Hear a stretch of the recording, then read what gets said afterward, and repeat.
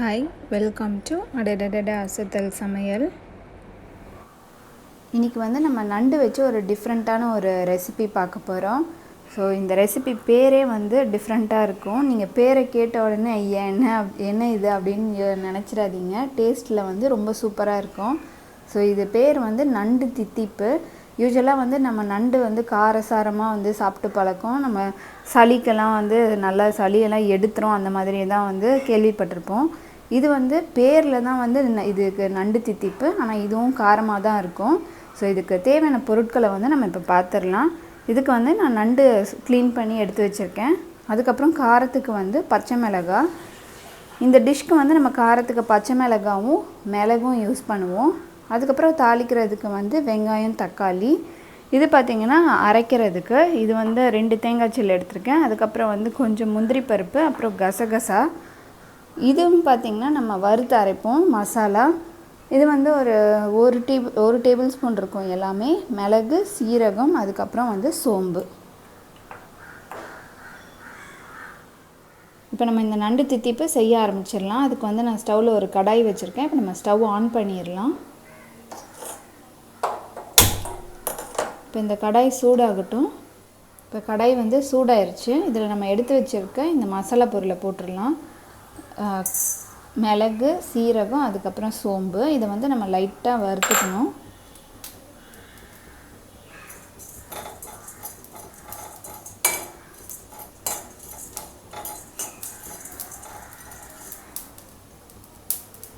நல்லா வெடிக்க ஆரம்பிச்சிருச்சு.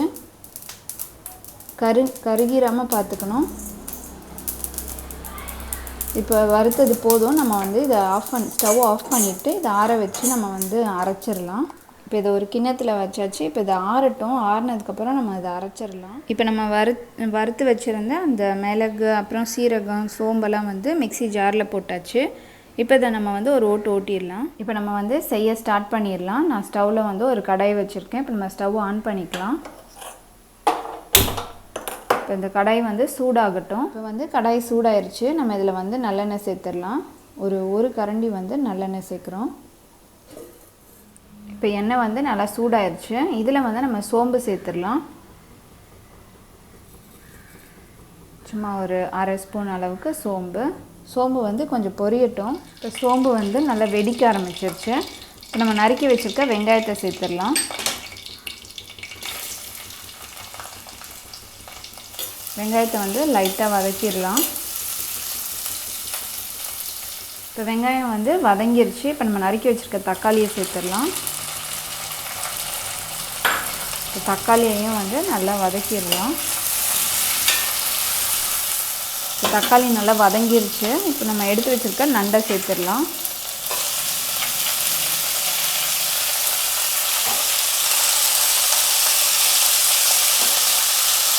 அதெல்லாம் நல்லா மிக்ஸ் பண்ணி விட்டுடலாம். இந்த நண்டை ஒரு சிம்மில் வச்சு நல்லா ஒரு 10 நிமிஷம் அப்படியே வதங்கட்டும். இப்போ இந்த நண்டு வேகிறதுக்குள்ளே நம்ம மசாலா அரைச்சிடலாம். ஏற்கனவே நம்ம வறுத்த அந்த மிளகு, சீரகம், அதுக்கப்புறம் சோம்பு அரைச்சோம்ல, அதை தனியாக எடுத்து வச்சிட்டேன். இப்போ திரும்ப அதே மிக்ஸி ஜாரில் தேங்காய், அதுக்கப்புறம் பச்சை மிளகாய், கசகசா எடுத்து வச்சிருந்தோம். அதை நம்ம இப்போ அரைச்சிக்க போகிறோம். இப்போ இதை தண்ணி ஊற்றி நல்ல ஒரு திக்கான பேஸ்ட்டாக அரைச்சி வச்சுருக்கோம்.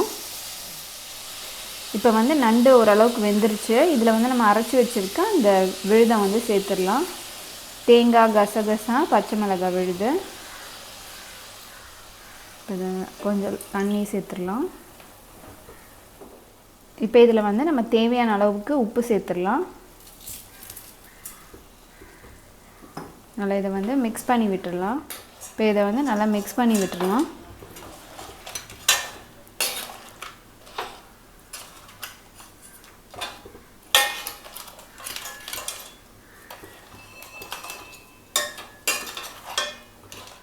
இப்போ இந்த நண்டை மூடி வச்சிடலாம். மூடி வச்சு ஒரு 10 நிமிஷம் இது நல்லா வேகட்டும். இப்போ இது வேகட்டும். இப்போ 10 நிமிஷம் ஆயிடுச்சு. நல்லா கொதிச்சு நண்டெல்லாம் வெந்துருச்சு. இதை ஒரு தடவை மிக்ஸ் பண்ணி விட்டுடலாம்.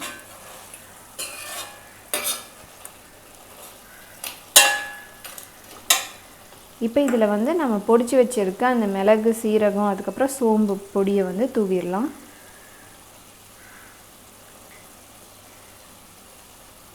தூவிட்டு இதை மிக்ஸ் பண்ணிடலாம். இது நம்ம ஏற்கனவே வறுத்து தான் வந்து பொடிச்சு வச்சுருக்கோம், அதனால் பச்சை வாசம்லாம் எதுவும் வராது.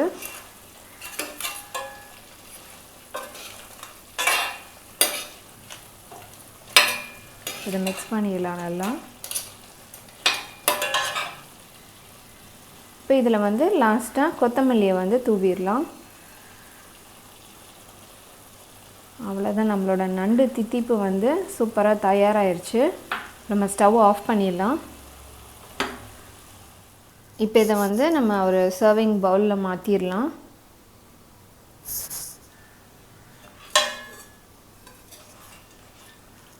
இது பார்த்திங்கன்னா நம்ம சாம்பார், ரசம், அந்த மாதிரி பருப்பு இதுக்கெலாம் வந்து சைட் டிஷ்ஷாக கூட நம்ம யூஸ் பண்ணிக்கலாம். இல்லைன்னா நீங்கள் இந்த மசாலாவே சாதத்தில் போட்டு சாப்பிட்டிங்கனாலும் ரொம்ப சூப்பராக இருக்கும்.